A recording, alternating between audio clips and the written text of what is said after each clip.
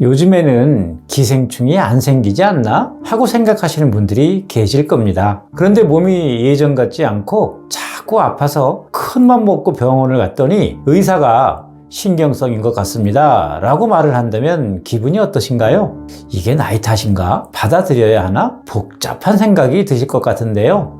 하지만 단순히 신경성으로 인해 아픈 것이 아닐 수도 있습니다.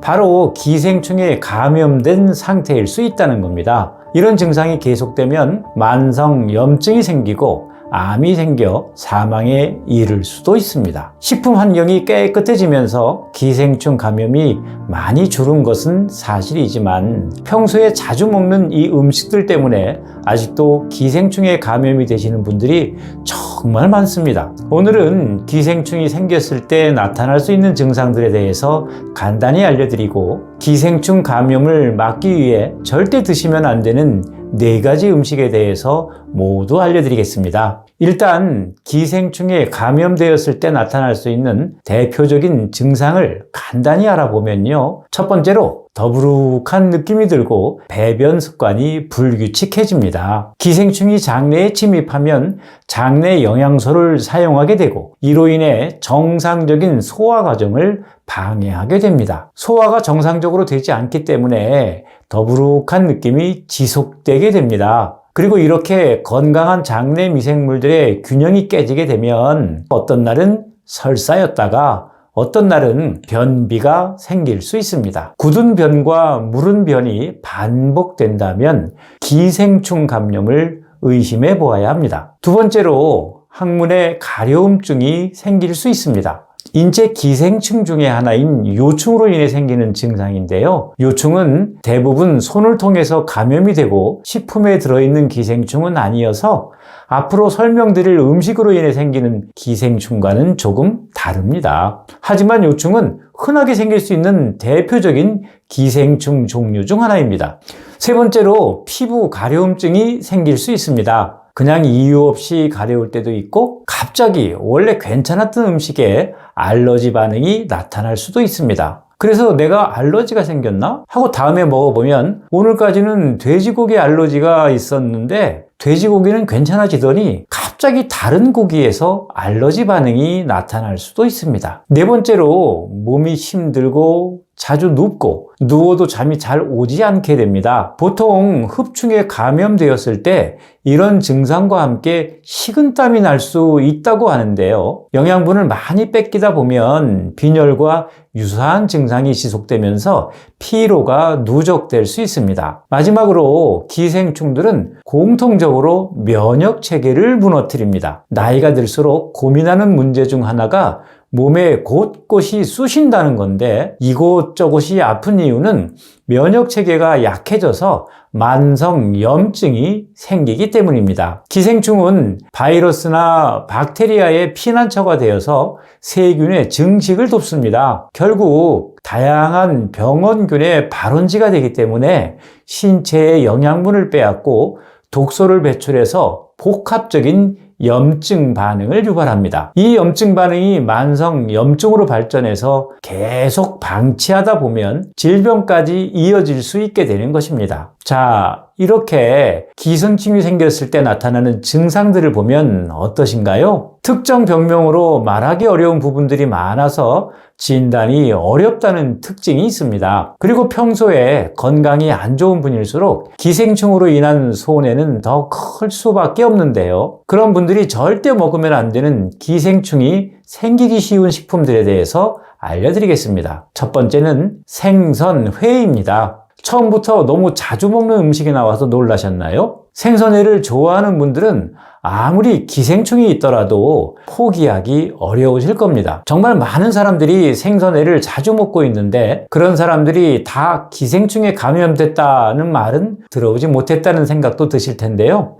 우리가 가장 흔하게 볼 수 있는 생선의 기생충은 고래해충입니다. 고래해충은 우리가 회로 즐겨 먹는 광어, 우럭, 오징어, 방어 등에서 흔하게 볼 수 있는 회충입니다. 익혀 먹으면 아무런 문제가 없지만 회로 먹을 경우 살아있는 고래해충을 섭취하게 됩니다. 고래해충에 감염되면 회충이 생사를 뚫고 내장벽에 파고들면서 위염이나 위궤양으로 착각될 수 있는 격한 복통과 구토 증상이 생깁니다. 상한 회를 먹고 식중독에 걸린 줄 알았던 것이 고래해충으로 인한 것일 수 있다는 거죠. 그럼 왜 우리가 평소에 생선회를 먹을 때는 고래해충이 많지 않은 것일까요? 일단 고래해충은 살아있는 물고기의 장간막에 모여 있는데 뱃살과 내장의 사이에 모여 살고 있습니다. 그래서 물고기를 바로 잡아서 내장을 잘 제거하면 고래해충이 있을 확률이 매우 적습니다. 하지만 칼이나 도마를 닦지 않거나 죽은 지 시간이 지난 선어 같은 경우에는 위험합니다. 그리고 양식 생선보다는 자연산 생선에서 고래해충이 흔하게 발견됩니다. 양식 생선은 보다 엄격한 환경에서 키우기 때문에 고래해충이 거의 없는 편입니다. 그래서 고래해충을 피해서 생선회를 즐기시기 위해서는 깨끗한 환경에서 살아있는 생선을 바로 화로회로 만들어 드시거나 최소한 양식 생선을 드시는 것을 추천드립니다. 생선회를 좋아하는 일본의 경우 고래해충 감염 환자가 가장 많은 나라에 속하는데 50대 여성의 윗속에서 58마리의 고래해충이 발견된 사례도 있습니다. 고래해충은 구충제를 먹어도 별 효과가 없다고 하니 생선회를 드시고 찌를 듯한 복통이 심하다면 병원을 가시는 것을 추천드립니다. 두 번째는 소의 간입니다. 물론 익힌 간은 기생충이 사멸하기 때문에 여기서는 익히지 않은 생간을 말합니다. 소의 간에는 비타민 A가 풍부해서 먹으면 눈에 아주 좋다는 말을 들어보셨을 텐데요. 그렇게 눈이 좋아지기 위해 먹었던 소의 생간이 오히려 눈을 실명하게 만들 수 있습니다. 분당 서울대병원 연구진이 2009년부터 2013년까지 연구를 진행했는데요. 눈개해충 진단을 받은 환자 100명을 대상으로 감염 경로를 파악했더니 눈개해충에 감염된 사람 5명 중 4명이 최근 소의 생간을 섭취한 경험이 있었습니다. 대부분이 소의 생간을 통해 눈개해충에 감염된다는 이야기인데요. 뿐만 아니라 생간을 섭취하는 것은 기생충 감염 위험을 15배 높인다는 사실이 밝혀졌습니다. 이렇게 대부분의 기생충들은 동물의 내장에 많이 살고 있기 때문에 소의 간을 익히지 않고 먹는 것은 절대 하시면 안 되는 행동입니다. 그리고 건강 목적에서도 소의 간을 익혀서 먹을 때 비타민 A가 조리 과정에서 거의 파괴되지 않는다고 합니다. 그럼 생간이 아니라 육회는 어떨까요? 다행히도 육회는 내장이 아니다 보니 기생충이 살 확률은 크지 않습니다. 다만 박테리아와 같은 세균은 충분히 존재할 수 있는데요. 육회를 드실 때에도 저렴한 육회보다는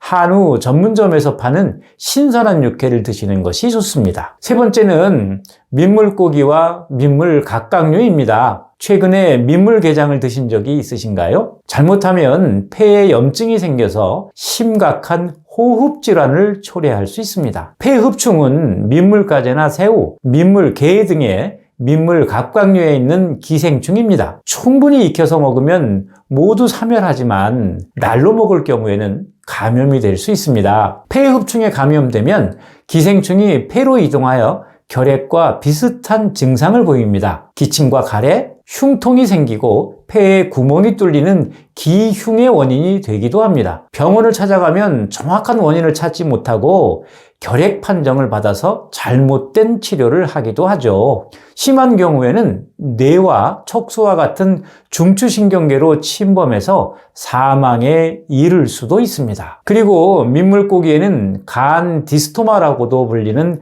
간흡충이 살고 있습니다. 간흡충은 사람의 간 내 담도에 기생하는 기생충인데요. 국제암연구소는 간흡충을 담도암의 1군 발한 원인으로 규정하고 있습니다. 민물고기를 날로 먹거나 덜 익혀 먹으면 담도암에 걸릴 수 있다는 겁니다. 문제는 민물고기를 제대로 익히지 않고 한두 번 먹은 경우에는 감염된 간흡충의 수가 적어서 별다른 증상이 없을 수도 있다는 점입니다. 그래서 괜찮은가 보다 하고 자꾸 먹게 되면 간흡충 감염이 누적되어 100마리 이상으로 감염이 증가하면 복부 질환이 나타날 수 있고 담석이나 담 관염을 거쳐 담도 암까지 발전할 수 있게 되는 거죠. 민물고기는 스태미너의 상징이고 보양식으로 아주 유명한데 민물고기를 먹을 때는 충분히 끓여서 속 안까지 완전히 익힌 상태로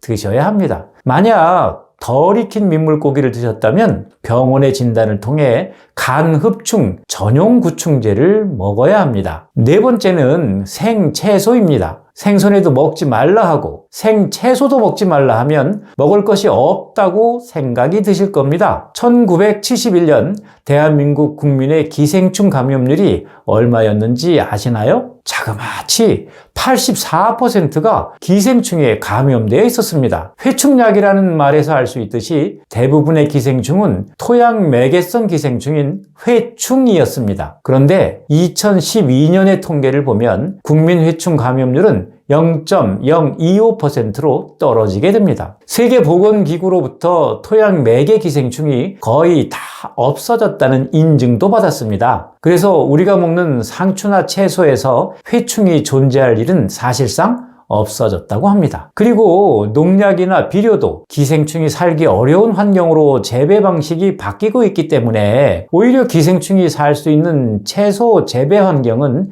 친환경 농법에 가깝다는 말도 있습니다. 그러니까 일반적으로 재배한 생채소는 마음껏 드셔도 전혀 문제가 없습니다. 반면에 민물가에서 자라는 채소나 퇴비를 주면서 자생시키는 채소는 여전히 기생충이 있을 확률이 있는데요. 예를 들면 민물가에서 자생하는 미나리를 가져다가 먹는다거나 출처가 불분명한 퇴비를 주어 재배한 채소에는 배설물에 있는 기생충이 채소로 옮겨 있을 수 있다는 거죠. 결론적으로는 일반적으로 유통되는 마트에서 구매한 채소는 마음껏 드시고 밭이 아닌 곳에서 얻은 채소나 미나리 같은 경우에는 가능하면 익혀 드시는 것을 권장드립니다. 자, 이렇게 기생충 감염을 일으키는 4가지 식품에 대해서 알아보았습니다. 대부분 익혀 먹으면 아무런 문제가 없는 식품들이지만 생물로 먹기 때문에 문제가 된다는 것을 알 수 있었을 겁니다. 생물을 먹을 때는 항상 조심 또 조심해야 하겠죠? 구충제 가격이 비싸지도 않고 복용도 간단하기 때문에 정기적으로 구충제를 먹으면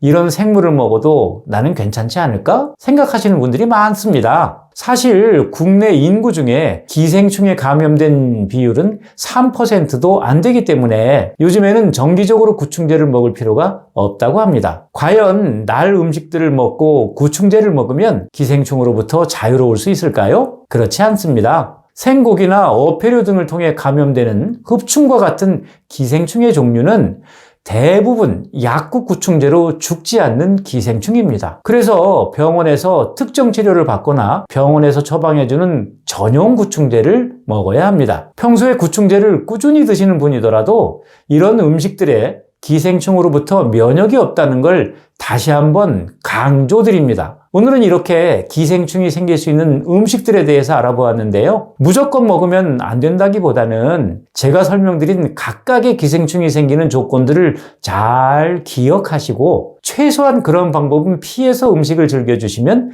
최악의 상황은 피할 수 있습니다. 사실 다 익혀 먹으면 아무런 문제가 없는데요. 물론 내가 좋아하는 음식을 포기하는 것은 당연히 쉽지 않습니다. 손과 조리시설의 깨끗한 환경을 유지하시고 출처를 명확히 파악해서 소량만 드시는 것이 좋겠습니다. 오늘 내용이 도움이 되셨다면 구독을 눌러주세요. 여러분들의 구독이 더 좋은 영상을 만드는데 힘이 됩니다. 시니어 코리아였습니다. 감사합니다.